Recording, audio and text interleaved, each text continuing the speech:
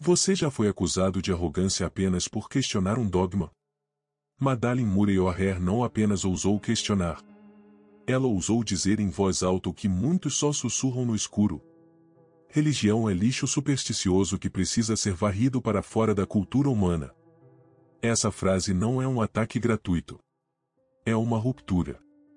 Uma afirmação corajosa de quem viveu as consequências do fanatismo religioso, enfrentou o ódio institucionalizado e pagou com a vida por defender a liberdade de consciência. Nos próximos minutos, vamos apresentar 7 reflexões impactantes, com exemplos reais, que exploram as raízes dessa frase e da opressão velada às tragédias históricas, da submissão cultural à violência simbólica, revelando como a religião, quando institucionalizada, pode deixar de ser fé e se tornar imposição. Este não é um vídeo contra a espiritualidade. É um manifesto contra o abuso travestido de sagrado. Contextualização da vida de Madeleine Murray O'Hair. Madeleine nasceu em 1919, em Pittsburgh, nos Estados Unidos. Desde cedo, percebeu o peso das estruturas religiosas em sua vida pessoal e política. Durante a guerra, tentou desertar para lutar com os soviéticos, o que já revela seu espírito de oposição às ideias hegemônicas. Nos anos 1960, ficou conhecida nacionalmente ao mover um processo que levou à proibição das orações obrigatórias em escolas públicas americanas. Essa vitória na Suprema Corte fez dela a mulher mais odiada dos Estados Unidos, segundo a imprensa da época. Fundou a organização American Atheists e se tornou uma das vozes mais radicais e coerentes contra o envolvimento da religião com o Estado. Foi chamada de a mulher que baniu Deus da escola.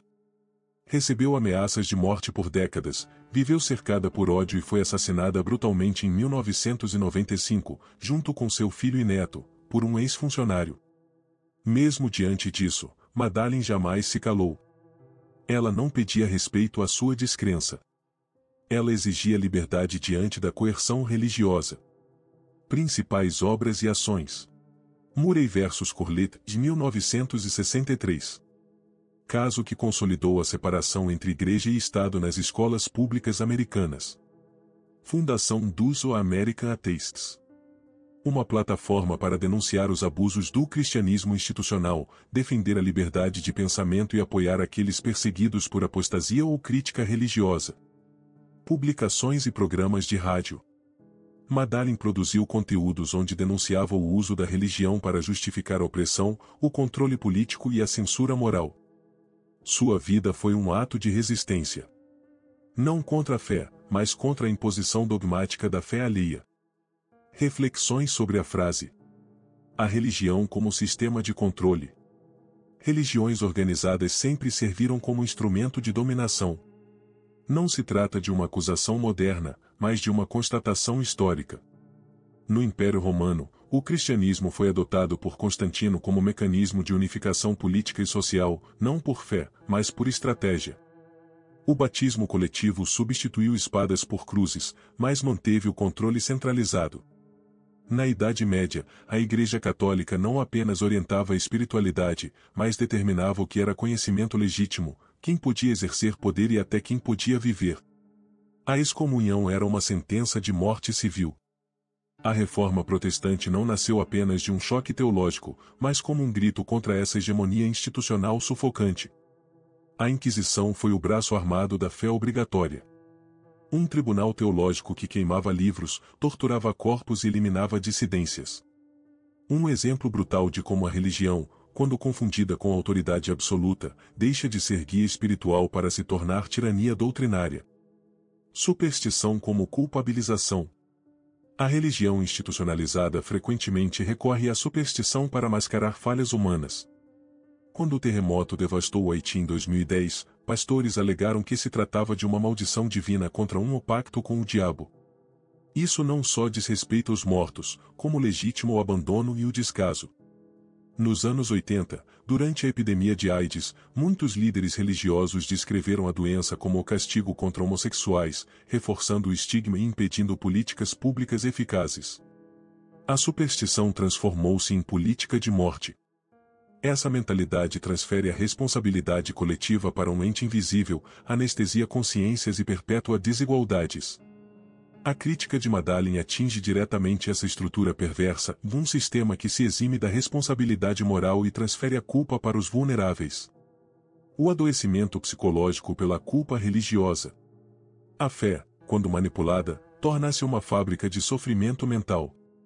Crianças são ensinadas desde cedo que nasceram pecadoras, que seus desejos são sujos, que questionar é rebeldia, que pensar diferente é heresia. Esse condicionamento afeta diretamente a autoestima e a saúde psíquica. Inúmeras pessoas crescem ouvindo que não são dignas de amor divino por causa de sua orientação sexual, por ter dúvidas, por não se submeter à hierarquia eclesiástica. Isso gera adultos ansiosos, deprimidos, oprimidos por padrões inalcançáveis. Casos clínicos mostram como doutrinas religiosas podem estar no cerne de distúrbios como transtorno obsessivo-compulsivo, fobias morais e pânico existencial. A fé, quando baseada na culpa, deixa de ser consolo e se torna prisão mental. Madalyn enxergava com lucidez essa maquinaria de medo e denunciava as suas consequências reais. O silenciamento da mulher pela religião. A religião patriarcal impõe limites rigorosos à presença feminina em posições de poder e decisão. Em várias tradições, a mulher é associada ao pecado original, vista como responsável pela queda do homem, e relegada ao papel de serva, reprodutora e guardiã da pureza. Em muitas igrejas ainda hoje, mulheres são proibidas de pregar, de conduzir cultos, de falar em nome de Deus. Elas precisam de autorização para estudar teologia, não têm direito ao púlpito nem ao protagonismo espiritual. A teologia da submissão feminina é ensinada como virtude. O resultado é uma perpetuação da violência doméstica, da desigualdade salarial, da criminalização do aborto, do apagamento das vozes femininas. Madalyn desafiava essa estrutura e a nomeava pelo que ela é, um sistema religioso de dominação de gênero. A imposição cultural como verdade universal. Religiões que se afirmam como única verdade ou tornam-se imperialistas culturais.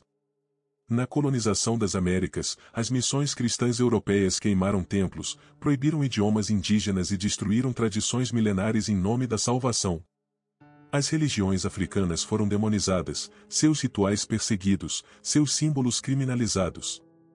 Em escolas, só se ensinava uma versão cristã da história, silenciando cosmovisões inteiras. Essa imposição travestida de espiritualidade age como apagamento cultural.